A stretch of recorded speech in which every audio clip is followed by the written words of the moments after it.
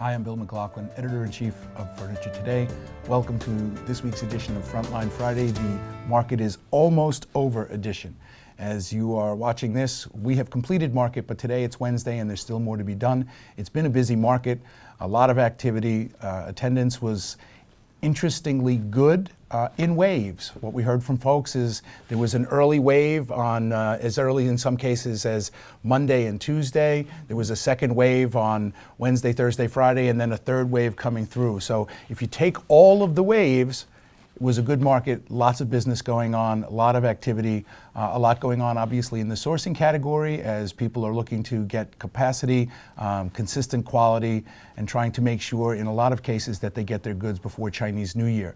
We'll have more coming up in our post-market issues, but let's just go around the table and let's get a broad perspective. Tom, you were down at the High Point Market Authority meeting this morning.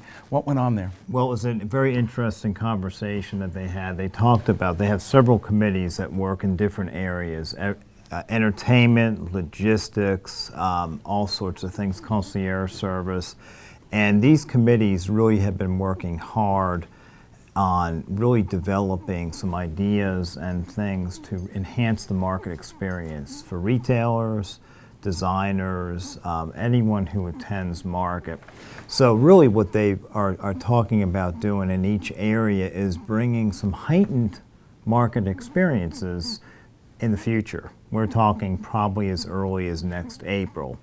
There's going to be big news because at the April market there's plans to have a major entertainment act perform at the baseball stadium that will be open to the market-going public, and then there'll be some ancillary acts on the main stage areas outside Showplace, and then throughout the market. So they really want to play up the entertainment thing big for the market, but also they want to open the doors to some more events, educational events, as well as making the market more attractive to the contract and hospitality side of the industry, pairing a lot of these companies we've seen get into those realms with designers and people that are in that line of work, because there's a lot of them apparently at market. Sounds very exciting. Sounds like a lot going on. Yes. Powell, I hear there was a lot of movement in the stationery category. Yes, Bill, there was, believe it or not. It's been motion lately, but for a variety of reasons. One, a need to fill some capacity that's missing out of China now. Two, the lower prices in leather. And three, people just kind of looking to broaden their reach and appeal to their retailer customers. So stationery got a lot more attention this market than it has recently, particularly in leather goods. In motion, I think the last couple of markets we've heard mostly about voice control technology. People weren't really talking so much about that, as it were. So sorry. There was some really cool stuff going on. Emomo uses their Beyond Smart finished products goods to kind of be a platform to showcase their newest innovations.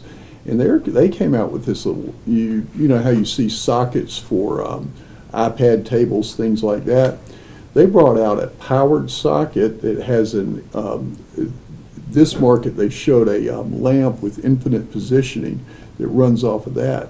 What they're going to be doing is developing new technologies and new accessories to go into that socket to utilize that power. So it'll be interesting to see what comes out there down the road. And you were all over the place, but one of the places you were was a little brush with celebrity. Right. The very famous Diane Keaton was here at market. What was she talking about? She was talking about, she has an author of a book called The House That Pinterest Built, and she also has a new lighting line with Aidan Gray.